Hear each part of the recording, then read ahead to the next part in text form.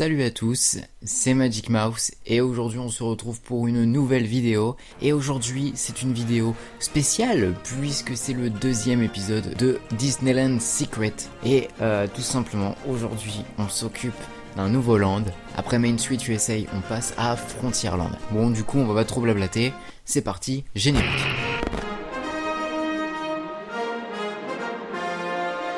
Ah, Frontierland, le western américain dans toute sa splendeur. Il y fait bon vivre, enfin plutôt il y faisait bon vivre. Mais je vais pas trop m'étaler ici, hein. J'ai fait un Culture Disney qui était consacré à la storyline et au storytelling de Frontierland. Du coup je vous invite à aller voir ce Culture Disney puisque c'est assez complexe. Si j'avais fait une vidéo dans laquelle je racontais la storyline et les secrets du land, on n'aurait pas fini. Maintenant, passons aux secrets du land. On commence dans Legends of the Wild West. Vous savez, le fort, là, à l'entrée, vous visitez jamais. Ah bon bref, le prospecteur, à l'intérieur, détient une bouteille de whisky. Et celle-ci est produite par les Imagineers. À l'intérieur, il y a bien de l'alcool, et elle a été mise en bouteille à Glendale, là où repose Walt Disney, mais là aussi on peut retrouver le siège de Walt Disney Imagineering. Toujours dans Legends of the Wild West, nous pouvons retrouver quelques avis de recherche à droite à gauche. Eh bien, sachez que ces avis de recherche sont de vrais avis de recherche. Voilà, c'est des avis de recherche authentiques. Voilà, c'est cool. Une fois le fort passé, on entre dans la ville fictive de Thunder Mesa. Dans cette ville, on y retrouve 3 restaurants côte à côte, et ont tous les 3 un métaux précieux qui leur est accordé. L'or pour The Lucky Nugget, le cuivre pour The Last Chance Café, et l'argent pour le Silver Spur Steakhouse. D'ailleurs, il y a toute une histoire sur l'or et The Lucky Nugget, mais pour ça, je vous invite encore une fois à aller voir mon Culture Disney sur Frontierland. Voilà, j'en parle un petit peu plus. Au centre de Thunder Mesa, il y a 3 arbres, et ils datent d'avant 1992. Lors des travaux, ils étaient en plein milieu du champ de betteraves, du coup ils ont été transplantés, puis replantés. Alors, il y a des secrets très sympas, mais alors celui-là, il est très sympa. Mais bon. Ensuite, détail facile à trouver dans le land, des traces de diligence et de fer de chevaux sont visibles au sol. On peut aussi voir des impacts de balles sur le Last Chance Café. En même temps, on est au Far West, c'est normal. Et justement, entre le Last Chance Café et le Silver Spur Steakhouse, on y retrouve une charrette appartenant au Dr Wessel. Alors apparemment, il vend des élixirs qui auraient un effet tout aussi bien sur les humains que sur les animaux. Faudrait que je pense à en prendre, ça a quand même l'air vachement mieux que les Doliprane.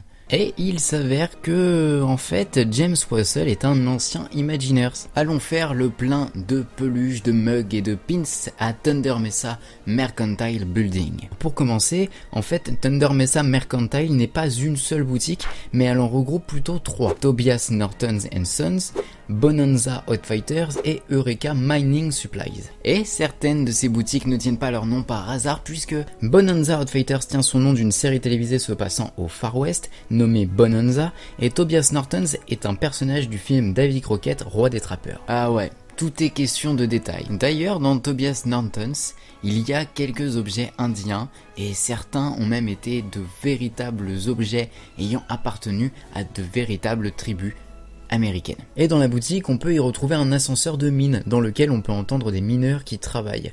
On n'a pas encore parlé de Phantom Manor, mais je sais que vous voulez que j'en parle. Déjà, l'attraction a un extérieur volontairement vétuste, contrairement au reste des Haunted Mansion des parcs Disney, car à la base, Walt Disney voulait qu'aucun des éléments du parc paraisse mal entretenus ou sales. Mais pour appuyer l'ambiance de l'attraction, les Imagineers ont dérogé à la règle. Et souvent, on entend que les arbres et végétation du manoir sont volontairement laissés à l'abandon pour donner ce style. Mais c'est faux, c'est même sûrement l'un des endroits du parc les plus complexes à entretenir pour les jardiniers. Alors par contre là c'est 100% volontaire, mais dans la file d'attente quand vous allez longer le manoir, vous allez pouvoir tomber sur un Help Me écrit avec des doigts sur la saleté de la fenêtre. Mais j'ai aussi envie de vous parler des fameuses stretch rooms, et sachez qu'à l'ouverture c'était la voix de Vincent Price que l'on pouvait entendre, mais fut remplacée par la version française de Gérard Chevalier suite aux nombreuses demandes de guests français. Par contre, le rire à la fin est toujours celui de Vincent Price. Ensuite, en sortant de la stretch room et en entrant dans vos Doom Buggies, vous allez passer par la galerie des portraits et sachez qu'une photo de Walt Disney âgé d'1 an est déposée sur une des tables.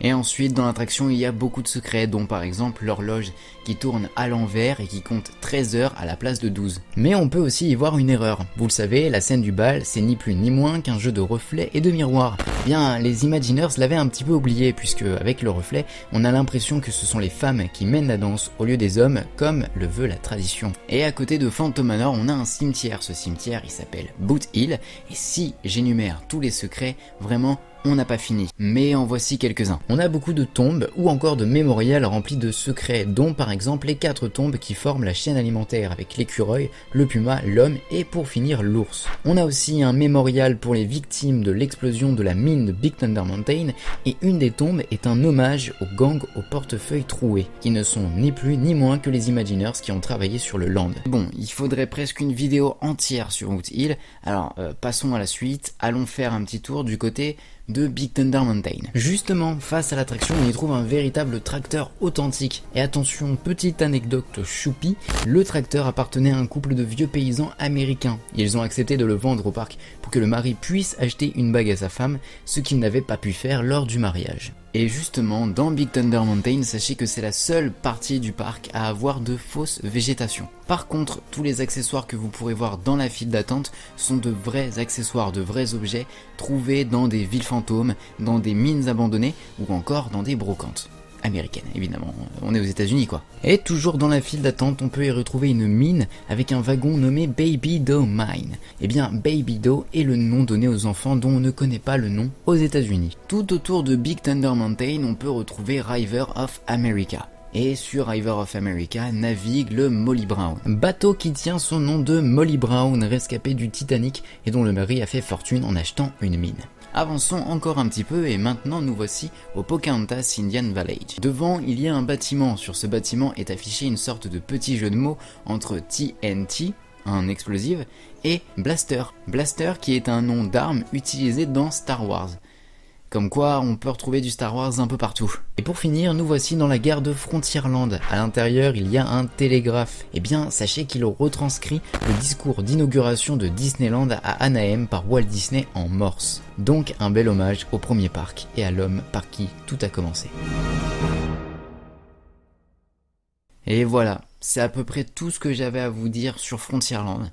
J'ai pas énuméré tous les secrets parce que évidemment c'est une sélection personnelle et j'ai pris mes secrets préférés. J'aurais pu en énumérer encore beaucoup puisque Frontierland regorge énormément de secrets. Donc je vous invite à aller voir sur internet ou à aller voir de vous-même sur les parcs ou à acheter des livres sur le parc puisque c'est de là que je tiens un petit peu toutes mes sources. C'est sur internet, sur le parc et aussi dans les livres. Donc je vous invite à aller faire un tour.